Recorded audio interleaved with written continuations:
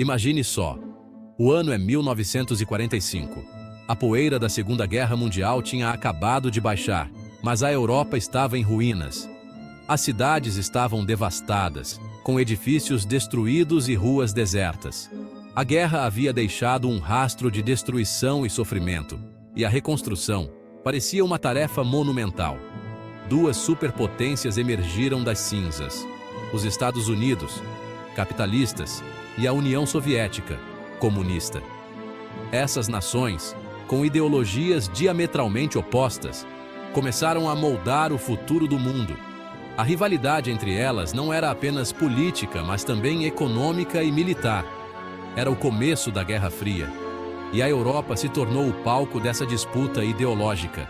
A tensão entre as superpotências crescia, e a Europa, já fragilizada pela guerra, se viu dividida entre dois blocos de influência. A propaganda, a espionagem e a corrida armamentista se tornaram parte do cotidiano. De um lado, países se alinhavam com os Estados Unidos, formando a OTAN. A Organização do Tratado do Atlântico Norte foi criada para garantir a segurança coletiva contra a ameaça soviética. Os países membros se comprometeram a defender uns aos outros em caso de ataque. Do outro, países sob influência da União Soviética, formando o Pacto de Varsóvia.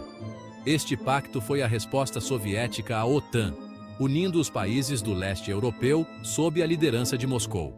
A divisão era clara e profunda.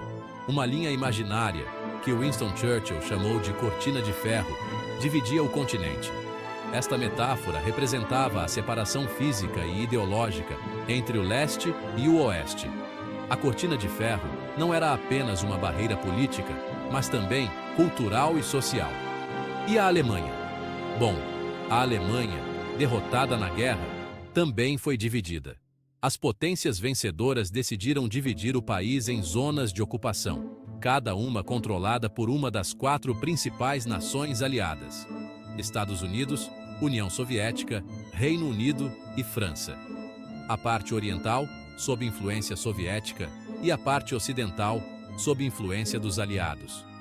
Esta divisão não foi apenas territorial, mas também ideológica, com cada lado adotando sistemas políticos e econômicos diferentes.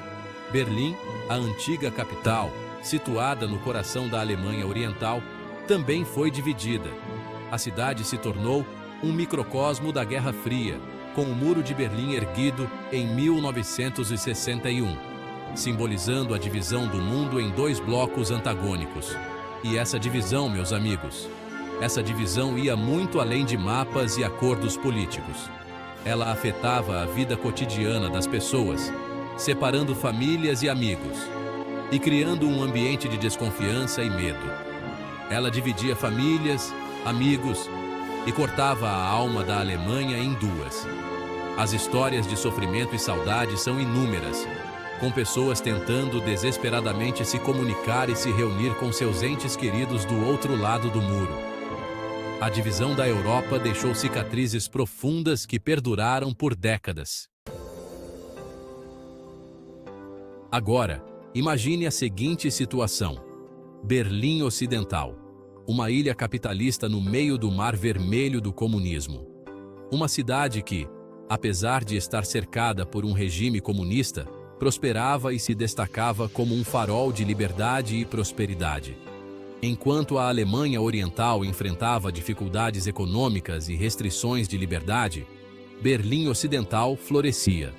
As ruas de Berlim Oriental eram marcadas pela escassez e pela opressão, enquanto do outro lado do muro, a vida seguia com abundância e oportunidades. Era como uma vitrine do mundo capitalista, com lojas cheias, vida cultural vibrante e, o mais importante, liberdade. As pessoas podiam expressar suas opiniões, participar de eventos culturais e desfrutar de uma vida noturna animada, algo inimaginável do outro lado do muro. Os moradores da Alemanha Oriental olhavam para Berlim Ocidental com uma mistura de inveja e esperança. Eles sonhavam com a liberdade e as oportunidades que viam do outro lado, desejando um futuro melhor para si e suas famílias. Era como se a grama do vizinho fosse mais verde, entende? A comparação entre as duas Berlins era inevitável e dolorosa para muitos. E para piorar a situação, atravessar a fronteira, no início, era relativamente fácil. Muitas pessoas aproveitavam essa facilidade para buscar uma vida melhor no Ocidente, fugindo das restrições e dificuldades do regime comunista. E essa facilidade, meus amigos, essa facilidade era uma pedra no sapato do governo da Alemanha Oriental. Eles sabiam que precisavam tomar medidas drásticas para impedir a fuga em massa de seus cidadãos, o que eventualmente levou à construção do infame Muro de Berlim. A cada dia que passava, a fronteira entre Berlim Oriental e Berlim Ocidental se tornava um rio humano. Pessoas de todas as idades e origens se aventuravam na travessia, movidas pela esperança de um futuro melhor. Eram milhares de pessoas, principalmente jovens e profissionais qualificados, deixando para trás o regime comunista em busca de uma vida melhor no Ocidente. Carregavam consigo apenas o essencial, deixando para trás suas casas, amigos e, muitas vezes, suas famílias. O governo da Alemanha Oriental assistia a tudo isso com enorme preocupação.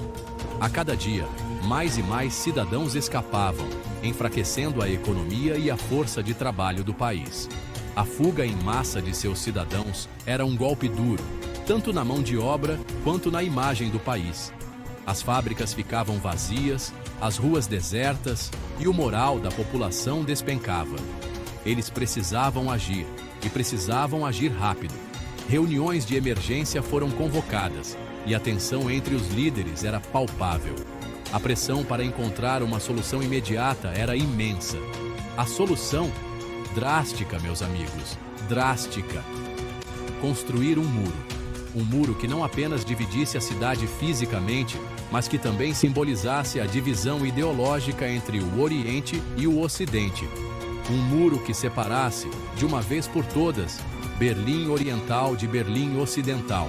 Guardas armados patrulhavam a estrutura, e a cidade, antes unida, agora estava dividida por uma barreira intransponível.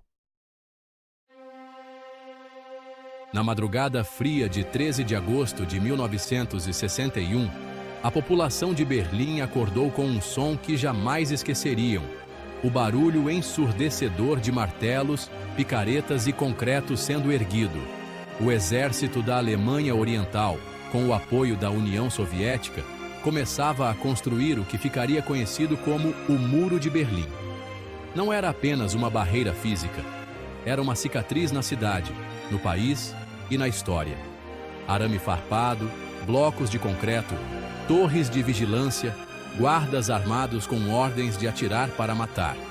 O Muro de Berlim era a materialização da Guerra Fria, dividindo famílias, amigos, amores e o mundo em dois.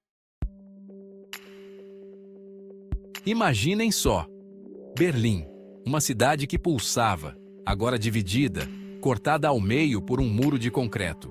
A vida mudou da noite para o dia. O que antes era simples, como visitar um amigo ou familiar do outro lado, se tornou quase impossível. O muro ditava as regras, controlava o vai e vem, e a sombra da vigilância constante pairava sobre todos. Mesmo com o risco de morte, a esperança de viver em liberdade falava mais alto. Muitos berlinenses arriscaram tudo para escapar, protagonizando fugas cinematográficas e, infelizmente, tragédias que marcaram a história.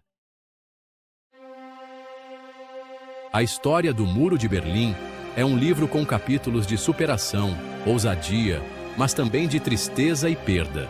A saudade de quem ficou para trás, a angústia da separação e a busca incessante pela liberdade.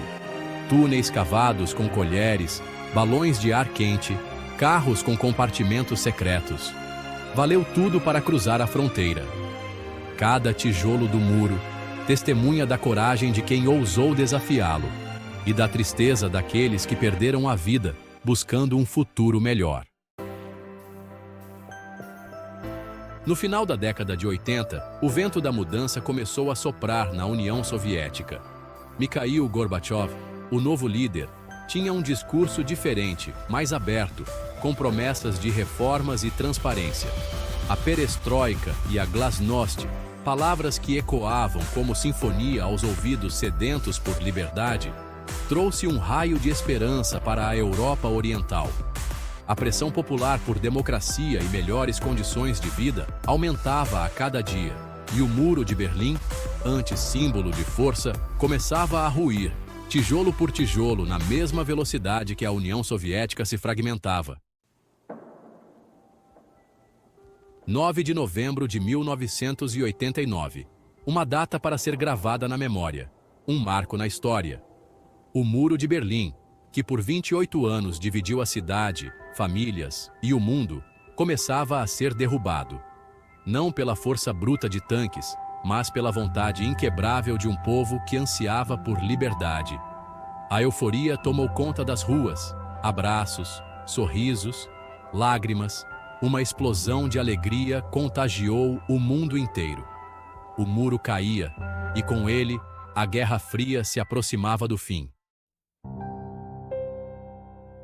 A queda do Muro de Berlim é um lembrete poderoso, um lembrete de que a liberdade é um bem precioso, que a esperança move montanhas e que nenhum muro, por mais alto e forte que seja, pode conter a vontade de um povo em busca de um futuro melhor. Que o Muro de Berlim sirva como lição para as futuras gerações, um símbolo de que a união, o diálogo e a tolerância são os únicos caminhos para um mundo mais justo e livre.